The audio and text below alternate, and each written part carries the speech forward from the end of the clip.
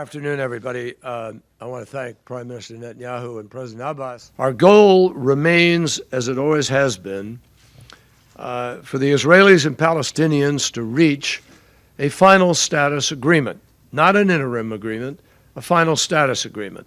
Both parties remain committed to fulfilling their obligations to stay at the table and negotiate hard during the 9-month period that we set for that. For their great hospitality and for their joint commitment.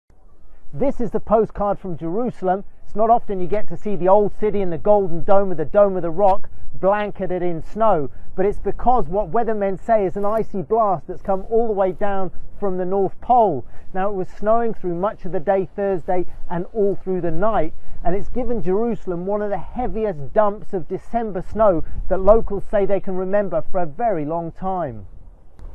Now, people really aren't used to these kind of conditions, and the city certainly isn't prepared.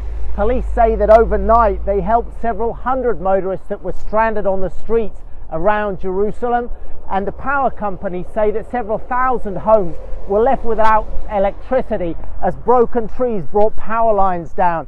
If you look on top of this car here, you can see how much snow fell overnight.